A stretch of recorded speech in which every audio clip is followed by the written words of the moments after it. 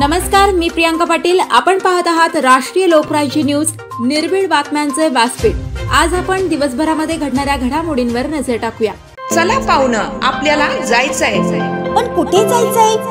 Takli ढोकेश्वरच्या hotel Vaishnavi मध्ये जायचंय. म्हणतात तिथे खूप छान जेवण मिळतं. चला तर मग जाऊया. पारनेर तालुक्यातील टाकळी ढोकेश्वर येथील सुप्रसिद्ध हॉटेल म्हणजे वैष्णवी हॉटेल.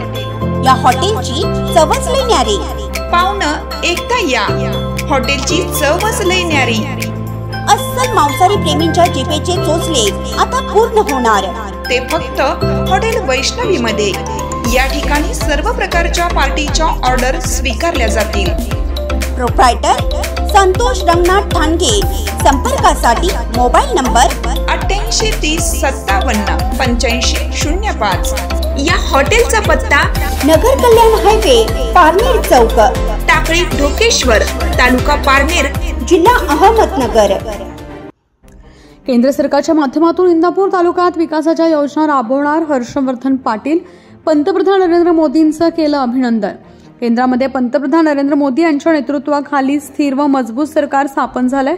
नूतन केंद्र सरकारच्या माध्यमातून व त्यांच्या आर्थिक सहाय्यातून इंदापूर तालुक्याच्या विकासासाठी शेतीचा पाण्याचा प्रश्न, उद्योगधंदे, अॅग्रो प्रोसेसिंग आदी विकासाच्या योजना आगामी काळामध्ये राबवण्यात येणार आहे. केंद्रातील सत्तेचा उपयोग इंदापूर तालुक्याच्या विकासासाठी केला जाईल, अशी माहिती राष्ट्रीय सहकारी साखर कारखाना महासंघ नवी दिल्लीचे अध्यक्ष, माजी मंत्री, भाजप नेते हर्षवर्धन पाटील यांनी इंदापूर येथे मंगळवारी दिली. इंदापूर येथे पत्रकारांशी संवाद साधताना हर्षवर्धन पाटील बोलत होते. यावेळी त्यांनी पंतप्रधान नरेंद्र मोदी व नूतन मंत्रिमंडळाचं अभिनंदन केलंय. ते पुढे म्हणाले, पंतप्रधान नरेंद्र मोदी यांचा शपथविधी सोहळा हा उत्साह संपन्न झालाय. या शपथविधी सोहळ्याला मी उपस्थित होतो. नरेंद्र मोदी यांनी तिसऱ्यांदा पदभार स्वीकारताच 100 दिवसांचा विकासाचा रोड मॅप तयार केलाय. देशातील सर्वसामान्य जनतेचं, सर्व समाजाचं हे सरकार राहणार आहे. केंद्र सरकारच्या विविध योजना इंदापूर तालुक्यात राबवण्याचं नियोजन आहे. केंद्रीय गृहमंत्री अमित शहा, अर्थमंत्री निर्मला सीतारामन, रस्ते वाहतूक मंत्री नितीन गडकरी आदींसह राज्यातील 6 नूतन मंत्र्यांचं या कामी आपणास सहकार्य मिळणार आहे, असे यावेळी हर्षवर्धन पाटील यांनी नमूद केलंय. इंदापूर तालुक्यासाठी सिंचनाचा आराखडा तयार केला जाईल, असंही त्यांनी सांगितलंय. ते म्हणाले, बारामती लोकसभा मतदारसंघात महायुतीच्या उमेदवार सुनेत्रा पवार यांच्या विजयासाठी आम्ही प्रयत्नांची पराकाष्ठा केली. प्रचार यंत्रणा कमी पडू दिली नाही, तरी निवडणुकीत यश मिळू शकलं नाही. कुठे चुका झाल्या, मतदान का मिळालं नाही संदर्भात ज्या त्या पक्षाच्या स्तरावर उहापोह केला जाईल. प्रत्येक निवडणुकीतून शिकण्यासारखं काही असतं. त्यातून बोध घेऊन सुधारणा करून पुढील वाटचाल करू.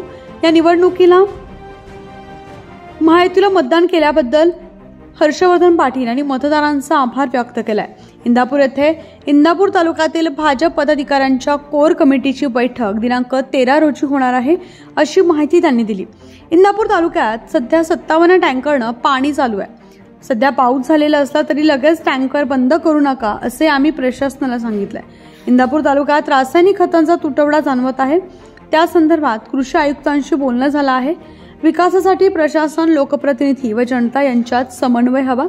सत्तेचा उपयोग हा समाजाच्या प्रगतीसाठी, सर्वसामान्य जनतेच्या विकासासाठी करायचा असतो, असं या प्रसंगी हर्षवर्धन पाटील यांनी नमूद केलंय.